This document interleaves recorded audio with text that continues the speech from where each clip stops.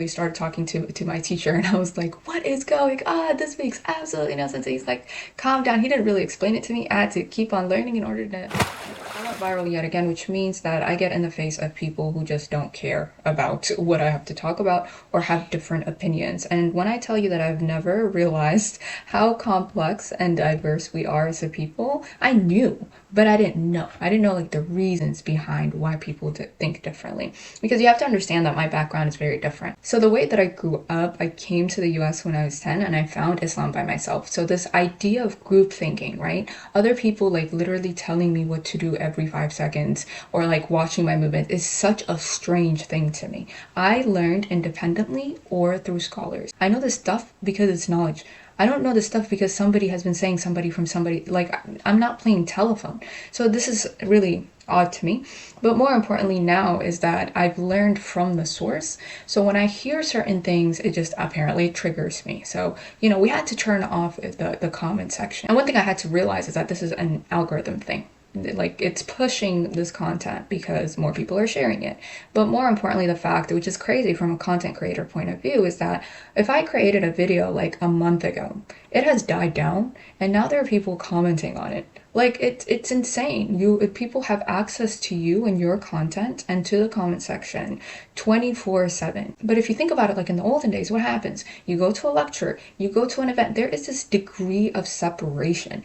There is no longer that now. Why? Because of the system. So you have to play and be creative with the system. So what I do is whenever I go viral and I start getting unwanted comments, which are obscene, like they're crazy, what I do is I turn off the comment section. In the beginning, when I first got on, it was hard. They didn't even have that feature, but at least now they can stop it rather than turning off all the comments. So why I wanted to jump on here and explain a little bit more is I can't show you like the textual evidences and like the books. The book that I use is Maqasid al-Sharia, the philosophy of Islamic law, a systematic approach. So what I know is systems. What I know is Islamic thought. I don't deal with fiqh because they're changing all the time. It depends where it is. I don't have brain space for all of that stuff. One woman messaged me saying, you seem to know a lot of things and there's a lot of things going on TikTok and people are saying things and they're using this term. I don't even know what it is, and in order to classify certain things, especially what women do in order to say that it's haram. So she listed a couple of things, which is wearing colors,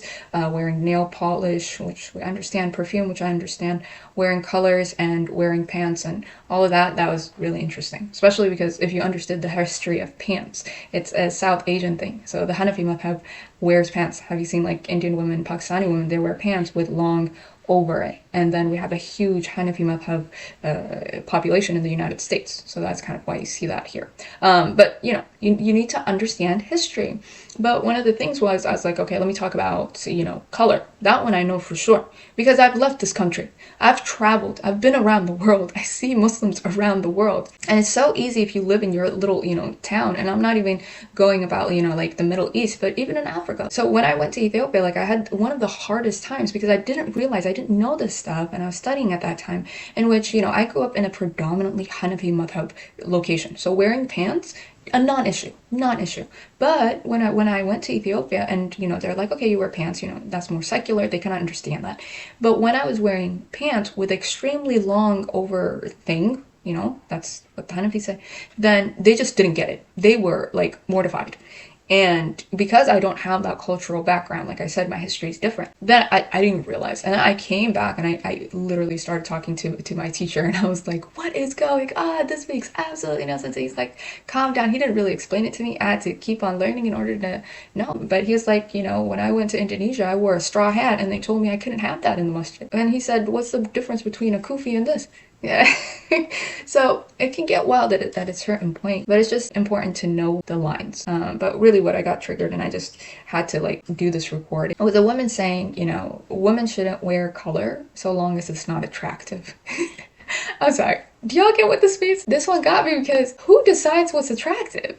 Attractiveness is subjective. Even just going to the Quran and when it talks about hijab, it tells the men to lower their gaze first and then the woman next. But more importantly, I went in college, there was this one guy, you talk, you hear each other's information. He's like, I don't care. I could see a woman's eye, he's technically referring to a niqabi, and I'd fall in love. And that is my standard of attractiveness. Anything that's walking, a man will find attractive.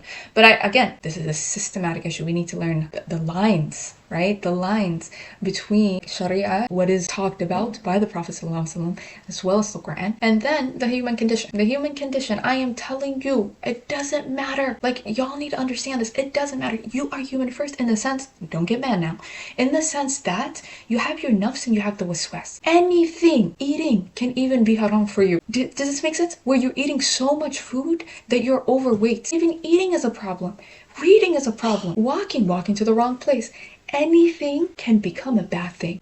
I want to take a minute to take a break and let you know about the new things that I have. If you want to support this channel or like anything that I talk about, this will be the place that you need to go. So I have a knowledge hub, which is all of the information and knowledge that I have. I have the Islamic section as well as the secular section, because as you will know by the end of this podcast, that is important, understanding the environment in which you live in, because we have a secular mind and we need to draw that bridge that makes us get closer to Islam. Like, that's what I've seen. So if you understood the purpose of the rulings, then you're better able to navigate, because you understand the reason besides why things are haram. Versus other things where you just know the little details, like, okay, this one fiqh, then you can't work backwards because you don't know which way to go, so you're stuck. So that's why, I go about things the way that I go about things.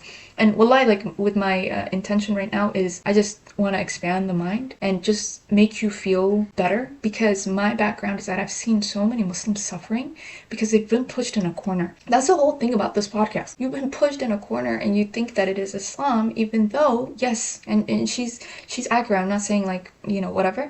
What she's hearing and where she's getting it from, I know exactly where she's getting it from. If you understood, like, the map. It's based off of fiqh. And fiqh have to technically come from the Quran and the prophetic tradition. So there's that gap where there's this overlay in which the scholars at that time, yes, they had their reasons for what they said. If the system wasn't as bad as it is currently, in which the people whose priorities are making money are leading the world, then I wouldn't be talking like this, because it works in a certain system. It works in an ideal situation. However, the problem that I have, and I had over 200 applicants on the membership, and I get to see what they're having as a problem behind closed doors. We have a problem. And when you oppress a group of people, guess what they do? They find an outlet somewhere else. How many Muslims are in the club who are alcoholics because nobody can see it, who are drug addicts because nobody can see it? But what I care about is not the scholarly opinion, which I believe is accurate. I believe it's accurate. But what are happening behind closed doors, and how do we stop it? I'm more concerned about the practical ways of stopping things that are haram, because people don't understand that it is actually bad for them. It is actually bad for you. But if you learn from the point of fiqh, then what happens is you don't know how to navigate your situation. So it could be minimum damage. One of the things that I was finding really interesting is the amount of debt people are in. A lot of debt. Let's talk in a purely logical thing. We're not talking about religion right now. I'll give you a perfect example. One person that I know got in a pyramid scheme where they lost a lot of money, got employed, came to this country, Muslim as can be in the sense of generic, right? And got into a situation and then was so ashamed about losing so much money. Guess what this person did? They went to a loan shark. They had no idea the accessibility within this country. Imagine the interest rate on that. The interest rate was so high. The whole family all around the world had to find resources to get this person out of the debt. I don't even know if it's 50% or plus. Versus somebody who understands government loans have a low interest rate. We're talking 4%. Versus banks, which have such a big credit card debt is so high nowadays. We're talking purely logical. We're talking purely systematic, which means this is humans creating human problems for other humans, especially Muslims. So how do you navigate that? The best way that I do it is I understand the maqasid of the law. Why is riba? My son is here with me today. Why is riba haram? Because you can't grow. Because you become indebted and a servant to somebody else rather than Allah. That is the reason behind it.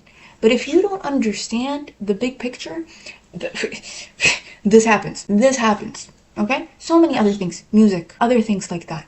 Understand it. And I like to call it the, what do I call it? The ABCs of Islam. Right now, the kids are learning. I'm teaching them how to write and stuff like that. You need to know the ABCs. Absolutely, you need to know the ABCs. But why do you need to know the ABCs? So you can read and comprehend. So that when you're driving on the street, you know the stop sign. So that you can communicate with other people. You can write. That is the purpose of it. Yes, you need to know your ABCs, but that's child level. When you become adult level. I just had to make my peace there. So inshallah, this was helpful. And again, my intention is to make you feel better, so that you can stay on this deen. If you are on the fringes, this is for you.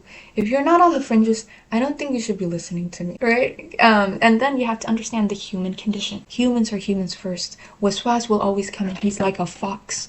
He will come in no matter, even if you're doing halal, he will come in. But if you understand your mission and your mission is crystal clear, then you will be fine. So live consciously, always make tawbah, try things. If it fails, change, be a better person, live consciously. Do not live in ghafla. If you want to just, summarize what this religion is, living consciously of Allah. That is what matters, and that will save you. But if you are in ghafla, where you're pushing down your emotions, where you're suppressing, where you are running away, where, that's why drugs are haram, where you're running away, you're not improving, you're not getting better, that makes you a trap for shaitan. You will get played consistently. Even if you're a believer, it's going to be hard, right? But, now you know the full picture. So until next time, assalamu alaikum wa rahmatullahi wa barakatuh.